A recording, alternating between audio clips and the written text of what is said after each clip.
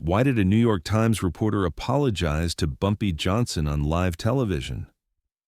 Because sometimes the most arrogant people learn humility the hard way, and sometimes the most powerful lesson is delivered not through violence, but through public humiliation so complete that it changes a man forever. New York City, August 23, 1950. The morning edition of the New York Times hit newsstands across the city carrying a front-page story that would change journalism history, not because of what it revealed, but because of the lies it told. Harlem, America's criminal cesspool. An investigation into the moral decay of Manhattan's Negro District by Richard Sterling III. Sterling was the New York Times' most celebrated investigative reporter.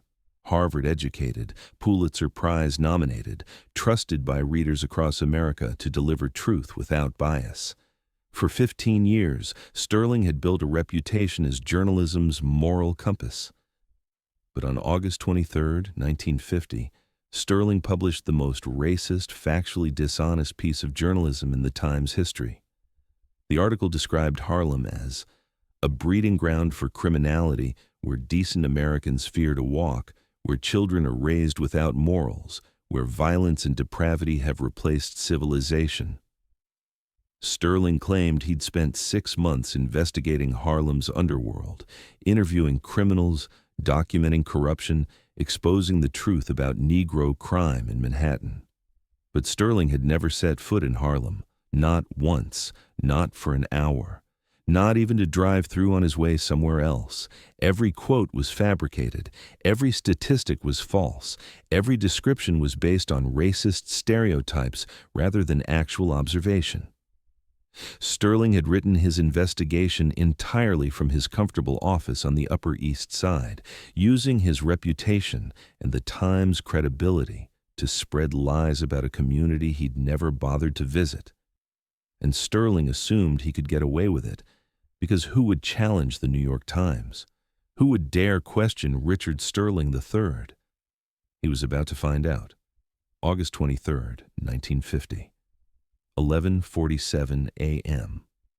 Bumpy Johnson sat in his office above the Cotton Club, reading Sterling's article for the third time. Each reading made him angrier, not just because of the lies, but because of the arrogance behind them. Sterling had written about Harlem's criminal leadership without naming Bumpy directly, but every description pointed to him. The article portrayed Bumpy as an illiterate thug who terrorized his own community, who corrupted children, who represented everything wrong with urban America. None of it was true, but millions of Americans would read Sterling's article and believe every word because it appeared in the New York Times under the byline of Richard Sterling III. Bumpy made his decision in that moment. Sterling wanted to write fiction about Harlem. Bumpy would give him a very real education about the consequences of journalistic fraud, but not through violence, not through threats, not through anything that could be traced back to him, through something far more devastating to a journalist than physical harm, through the complete destruction of his credibility. August 23, 1950, 2:15 p.m., first phone call. Professor Whitman, Harvard Journalism School, this is someone with information about one of your former students, Richard Sterling, specifically information about his academic dishonesty during his senior thesis project. Sterling had graduated from Harvard in 1932, 18 years earlier. His senior thesis on ethical standards in modern journalism had earned him highest honors and helped launch his career at the Times. But according to university records that suddenly became available to the right investigators, Sterling's thesis contained substantial plagiarism from European journalism journals that his professors hadn't caught because the plagiarized material was in French and German. Sterling's Harvard degree, the foundation of his entire career, was based on academic fraud. August 23, 1950, 3:30 p.m., second phone call. Mr. Morrison, Times editorial board, someone has documentation of Richard Sterling's fabricated sources in his 1947 series about municipal corruption. Sterling's most celebrated investigation had exposed corruption in Boston city government, winning him national recognition and establishing his reputation as America's premier investigative journalist. But detailed review of Sterling's notes revealed that 3 of his primary sources didn't exist. The quotes attributed to these fictional sources had been completely fabricated, just like his Harlem article. Sterling had built his reputation on a foundation of lies that went back years. August 23, 1950, 4:45 p.m. Third phone call. Mrs. Sterling? Your husband's expense reports from his supposed travel assignments, the hotels that have no record of his stays, the interviews he claimed to conduct in cities he never visited.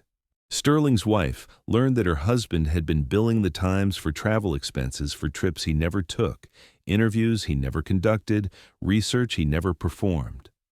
For 3 years, Sterling had been collecting money for fictitious assignments while writing his articles entirely from his Manhattan office. Fraud, embezzlement, professional malpractice, August 24, 1950, 6 a.m.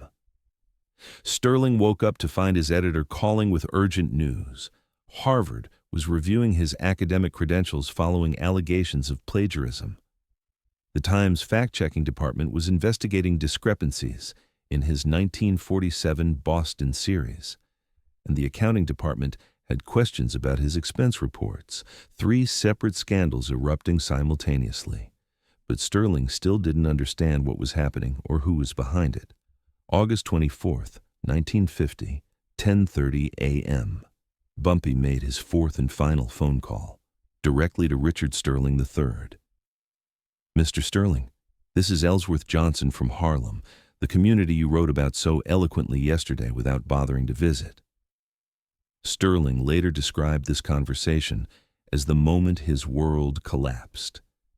Mr. Sterling, I read your article, very creative fiction, imaginative storytelling, completely false, but entertaining nonetheless. Sterling tried to defend his reporting, claiming he'd conducted extensive research, interviewed multiple sources, verified every fact. Bumpy's response was devastating in its simplicity. Mr. Sterling, you've never been to Harlem, not yesterday, not last week, not in the 6 months you claim to be investigating our community. You wrote your article entirely from your office using racist stereotypes and fabricated quotes. Sterling denied this, but his voice was shaking. Mr. Sterling, I know exactly where you've been every day for the past 6 months. I know which restaurants you frequent, which clubs you belong to, which routes you take to and from your office. You haven't been within 10 blocks of Harlem since you started working at the Times. Bumpy paused to let this sink in. But lying about Harlem isn't your only problem anymore. Harvard is investigating your plagiarized thesis. The Times is reviewing your fabricated sources. Your wife knows about your fraudulent expense reports. Sterling asked how this was possible, how anyone could have discovered these things so quickly. Mr. Sterling, when you attack a community, that community has friends who can investigate just as thoroughly as you pretend to. The difference is, our investigations reveal actual facts. Bumpy's voice became colder. You have 24 hours to publicly apologize for your fraudulent article, not a correction buried on page 12. A front-page apology admitting you lied about Harlem, that you never visited our community, that you fabricated your entire investigation. Sterling said this was impossible. It would destroy his career, ruin his reputation, end his journalism. Mr. Sterling, your career is already over. Harvard is revoking your degree. The Times is terminating your employment. Other news organizations are learning about your history of fabricated reporting. The only choice you have left is whether to apologize with dignity or be exposed as a fraud without any opportunity to salvage your reputation. Sterling begged for more time, for any alternative that would save his career. Mr. Sterling, tomorrow morning, Every major news organization in New York will receive documented evidence of your academic plagiarism, your fabricated sources, and your fraudulent expense reports. You can apologize today and maintain some shred of dignity, or you can be exposed tomorrow as one of journalism's greatest frauds. The conversation ended with Sterling promising to consider Bumpy's demand. August 24th, 1950, 6 p.m. Sterling called the Times' editorial board and requested an emergency meeting. By 8 p.m., Sterling had been terminated for violations of journalistic ethics and professional standards. By 10 p.m., every major newspaper in New York had received detailed documentation of Sterling's fraudulent career. August 25th, 1950. 8 a.m. Sterling appeared on WCBS television's morning news program to make a public statement that shocked the journalism world. Looking directly into the camera, Sterling spoke words that would be remembered as one of the most complete professional apologies in media history. Yesterday, the New York Times published an article I wrote about Harlem. The article was false, completely false. I fabricated quotes, invented statistics, and described a community I had never visited. Sterling's voice was shaking, but he continued. I wrote that article based on racist assumptions rather than factual investigation. I lied to my editors, my readers, and the American public. I violated every principle of honest journalism. The camera stayed focused on Sterling's face as he delivered the words that ended his career. I particularly want to apologize to Mr. Ellsworth Johnson and the community of Harlem for my dishonest portrayal of their neighborhood. They deserve better from American journalism. They deserve truth, not the racist fiction I published. Sterling looked directly into the camera for his final statement. I am resigning from journalism permanently. I do not deserve the public's trust, and I will not attempt to rebuild a career based on lies. The broadcast ended with Sterling walking off camera, ending the most prominent journalism career destruction in American media history. Sterling never worked in journalism again. He moved to California, took a job selling insurance, and lived quietly until his death in 1987. He never spoke publicly about his encounter with Bumpy Johnson, but the Sterling incident became legendary in journalism schools across America. A cautionary tale about the consequences of racist reporting, fabricated sources, and assuming you can lie about communities you consider powerless. The Times implemented new fact-checking procedures requiring verification of sources and actual site visits for investigative pieces. Other newspapers followed suit, establishing ethical guidelines that prevented the kind of fraudulent reporting Sterling had practiced. Not because of moral awakening, but because every editor remembered what happened to the reporter who thought he could lie about Harlem without consequences. In Harlem, they still tell the story of the racist journalist who learned that communities have power to fight back against lies, even when those lies appear in America's most trusted newspaper. Bumpy Johnson had proven that the pen might be mightier than the sword, but truth was mightier than fraudulent pens wielded by racist journalists. Sterling's public apology became a teaching moment that lasted decades. Journalism students studied the Sterling case as an example of how quickly dishonest reporting could destroy even the most established careers. But the most important lesson wasn't about journalism ethics. It was about respect. Richard Sterling thought he could write lies about Harlem because he assumed the community was powerless to challenge the New York Times.